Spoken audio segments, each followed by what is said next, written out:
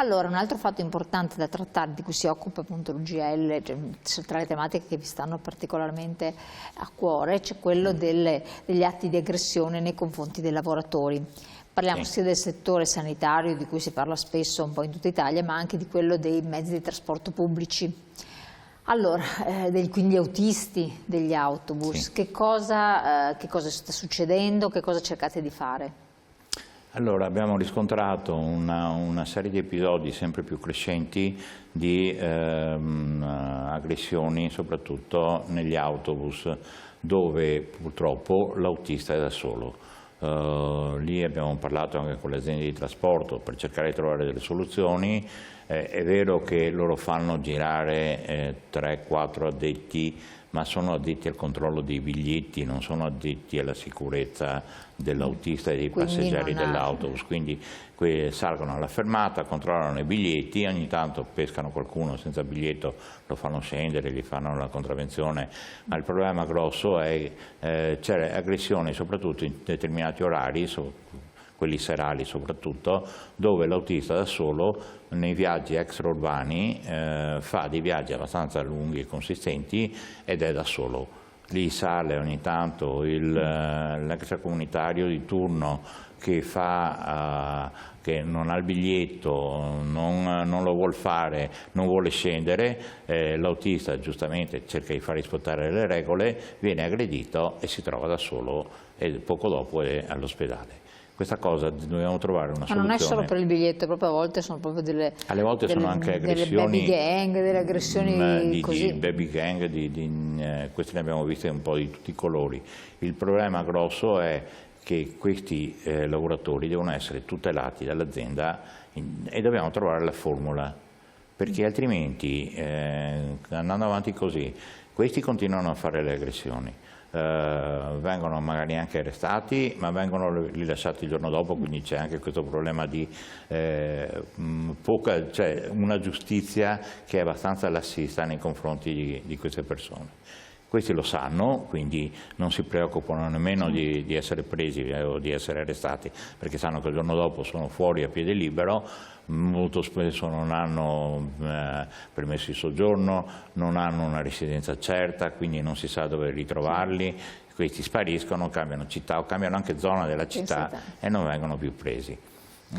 Noi stiamo facendo una battaglia soprattutto con le aziende di trasporto pubblico, perché le aziende di trasporto pubblico devono dotare gli autobus, soprattutto quelli che fanno percorsi particolari determinati, perché poi queste aggressioni succedono quasi spesso e quasi sempre negli stessi percorsi, cioè non in tutti i percorsi, certo. Perché in quelli interni cittadini capita veramente raramente una cosa del genere, ma soprattutto quelli extraurbani dove ci sono persone che non si sa bene da dove vengono, che cosa fanno, come mai sono lì, e questi qui continuano a fare queste aggressioni qua. Quindi noi chiediamo che ci sia all'interno di questi autobus, sappiamo che è un costo, ma una volta c'erano 2 persone a bordo dell'autobus, c'era il bigliettaio, e nessuno saliva a bordo dell'autobus se non aveva il biglietto o se era un personaggio magari che non aveva nulla a che fare con il viaggio soltanto perché voleva creare qualche problema, non sarebbe salito a bordo di questi autobus. Adesso c'è solo l'autista che, poverino, spesso e volentieri è in difficoltà. Consideriamo che ci sono anche molte autisti donne, e queste sono ancora più in difficoltà magari di un autista uomo, che alle volte può essere anche magari di una stazza un po' importante, ma le donne sono soprattutto molto più in pericolo degli uomini.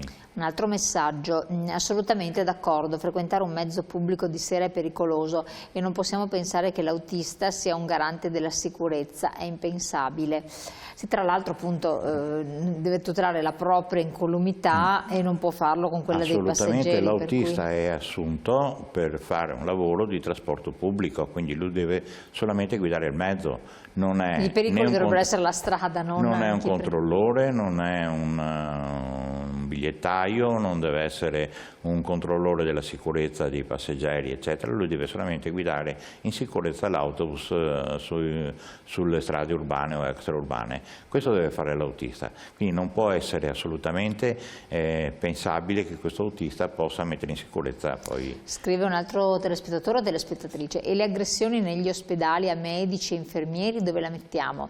Infatti faceva parte della seconda domanda. Anche questo, un tema che probabilmente con l'andare del tempo ci siamo dimenticati una cosa. Una volta in tutti i pronto soccorsi, in tutti gli ospedali c'era un posto di polizia proprio accanto al pronto soccorso.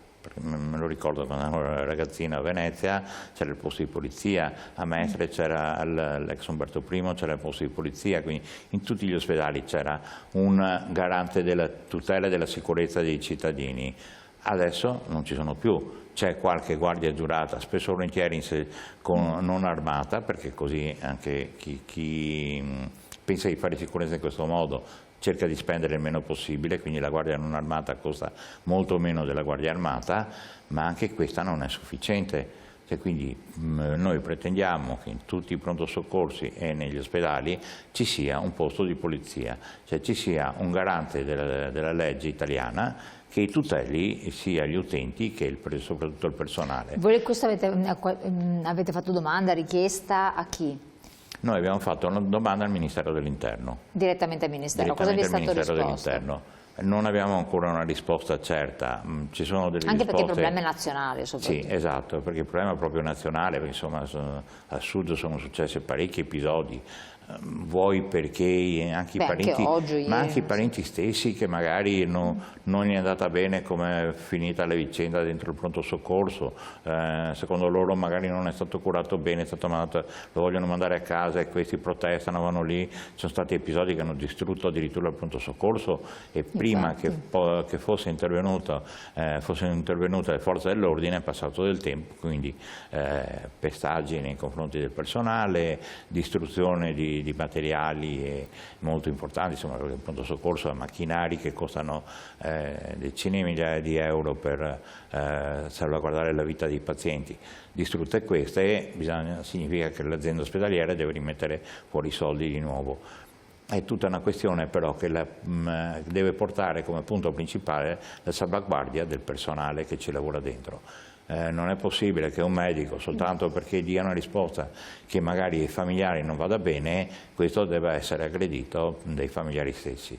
È successo qualche caso giù, soprattutto al sud, ma non solo, cioè e questa cosa deve finire, insomma, quindi ci deve essere la massima tutela anche nei confronti di questi lavoratori che stanno facendo il loro lavoro, appunto non fanno nulla di Anche lì è difficile strano. parlare poi di cultura del rispetto di chi lavora, perché molte volte queste aggressioni sono fatte da persone che in quel momento lì non sono neanche più presenti a se stesse, esatto. Oppure il rispetto non lo conoscono proprio.